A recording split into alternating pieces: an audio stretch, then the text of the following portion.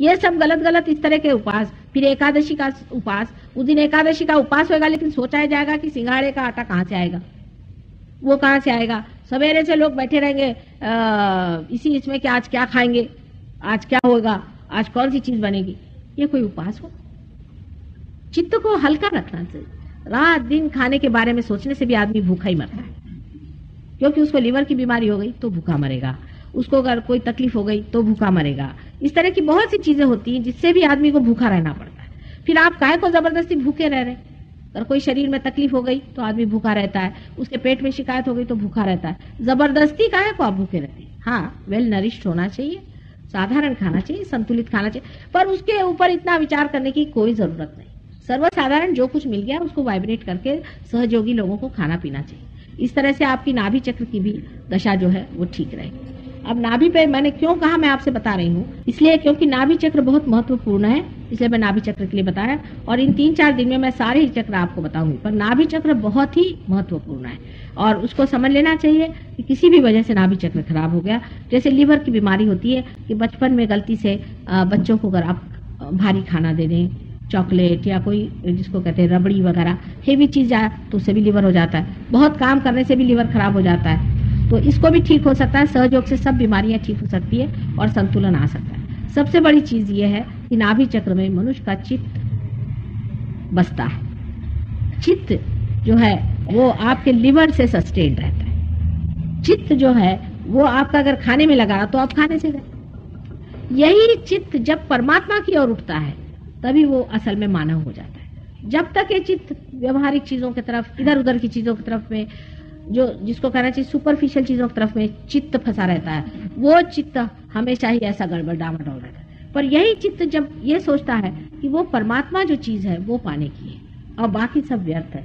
तभी चित्त जो है वहां से उठ करके और कुंडलिनी के ऊपर छा जाता है। और वो कुंडलिनी जब उठती है तो उसके ऊपर छाया हुआ चित्त भी ऊपर उठ करके और सर्वव्यापी शक्ति में एकाकार हो जाता है। इसीलिए नाभि चक्र का होना बहुत आवश्यक है कि अच्छा हो, जिससे आपका चित्त जो है वो संतुलित हो पूर्णतया।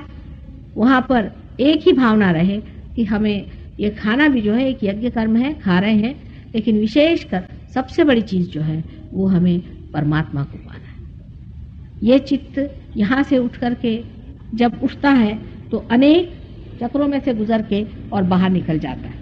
ये चित्त जब शुरू में जब जानवर होता है या कोई होता है तो वो परमात्मा की ओर नहीं उठता, मनुष्य की दशा में ही वो परमात्मा की ओर उठता है।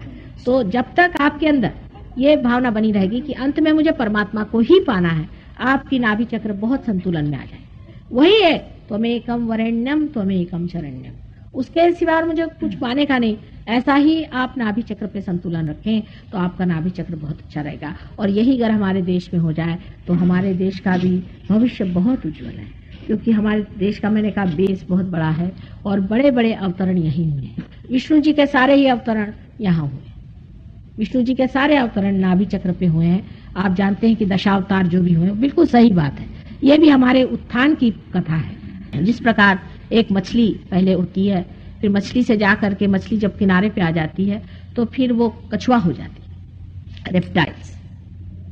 उसी प्रकार हमारी एक एक उत्थान की सीढ़ियां हमने नाभि चक्र पे ही लांघी हुई है। अंत में सारे परशुराम वगैरह जो भी हैं वो सारे ही नाभि तक हैं।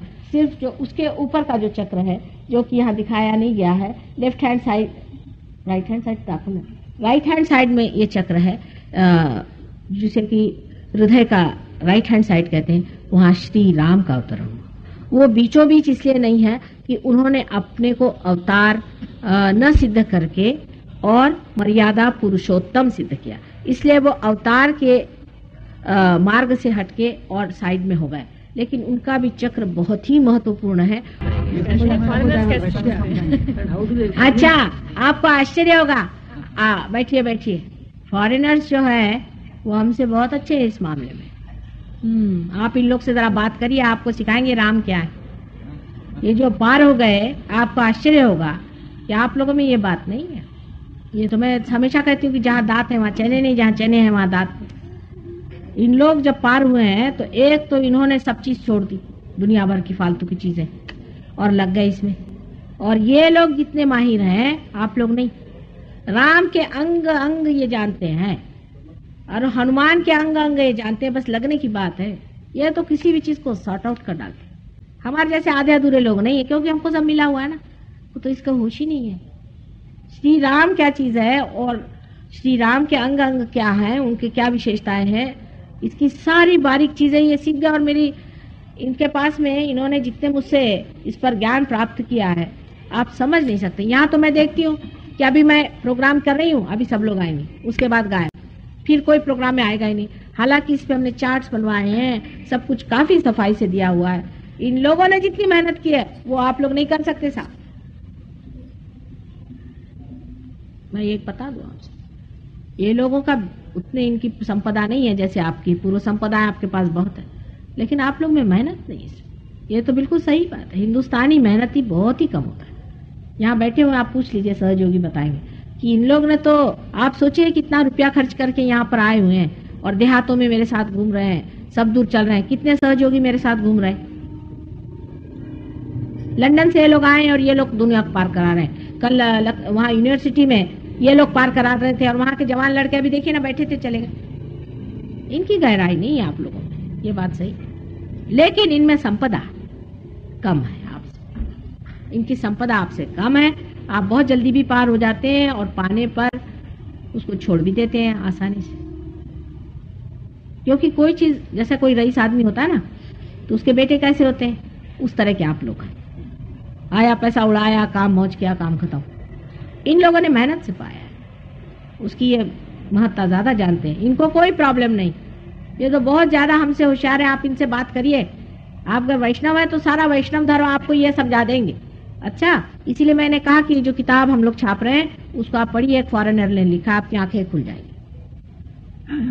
सबने मिलकर मेहनत की है उसमें, लेकिन आपकी आंखें खुल जाएंगी जितने गहराई तक के पहुंचे हैं और राम जी का कार्य और हनुमान जी का कार्य और कितना उसको समझे हैं और कितने श्रद्धा पूर्वक हर एक चीज को समझते हैं, वो आपको अंदाज ही नहीं हो सकता। इतना ही नहीं, हमारे जो बच्चे वहां गए हुए हैं उनमें से भी 2-4 हमें मिले, वो भी ऐसे ही हो गए। कहने लगे कि जब हम प्रदेश में आए तो पता हुआ हमारी संस्कृति कितनी ऊंची है, उसकी महत्ता कितनी है, और उसके बाद हमने इसको महत्व पाया। तो इनकी बात और है, आप लोगों की बात और है। आप तो अपनी संस्कृति के बारे में कुछ जानते ही नहीं, कुछ भी नहीं जानते। क्या जानते हैं आप तो सब साहब हो गए, सिर्फ टेल कोट नहीं पहनते, बाकी सब लोग साहब हैं। साहबियत आ गई आप लोगों के अंदर में। कोई कुछ जानता ही नहीं है अपने संस्कृति के बारे में। हमारे तो एजुकेशन ही में नहीं है कि अपनी संस्कृति के बारे में बात करें। सब लोग, यहाँ तक कि एक छोटी छोटी बात नहीं पता रहती लोगों को, कुछ बात पता नहीं रहती। मुझे आश्चर्य हुआ, मैं अभी कोवलम गई थी और वहां पर वो मंगाए गए कुछ न्यूज़पेपर वाले, पता नहीं उन लोगों ने कहा है कि न्यूज़पेपर वाले आएंगे। मैंने कहा अच्छा। तो पहला उन्होंने आते कहा कि हमको एक एक विस्की की बोतल मिलेगी तो हम आएंगे। कम से कम ये लोग कभी ऐसी बात नहीं करी। मैंने कहा इन सबको खदेड़ो यहाँ से, कोई जरूरत नहीं, एक भी आदमी मुझे नहीं चाहिए, सबको यहाँ से खदेड़ो। फिर उसमें से कुछ आए बेचारे जो शरीफ थे, वो आए। आने के बाद भी वहाँ कोई श्रद्धा पूर्वक बैठे कि भाई माँ बोल रही है, कुछ बहुत अफलातून समझ के वहाँ बैठे, सब सूट बूट लगा करके गधे जैसे। कुछ मुझे उनके प्रति इतना भी नहीं लगा कि इनको कुछ समझाऊं या कुछ करूं। 10 मिनट के अंदर मैंने कहा खत्म करो इन लोगों को, बेकार के लोग हैं सारे। उसमें से एक ने तो इतनी मूर्खता करी कि मैंने उससे कहा कि तुम्हारे यहाँ पर केरला में आदि शंकराचार्य जैसे महान पुरुष हो गए। तो कहले अच्छा, हमें तो पता ही नहीं था। तो दूसरे ने कहा मुझे ये नहीं पता कि आदि शंकराचार्य कौन थे। इसमें बहुत वो अपनी शान बगा रहे थे।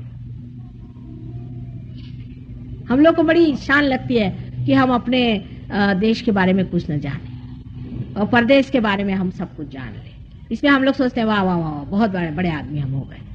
इसकी आपको पता नहीं है, ऐसे लोगों की इज्जत दुनिया में कहीं नहीं होती। इसीलिए हमारे जो हिंदुस्तानी भाई वहां पहुंचे उनकी कोई इज्जत नहीं होती। वो आपकी तब इज्जत करेंगे जब आप असली मायने में भारतीय होंगे।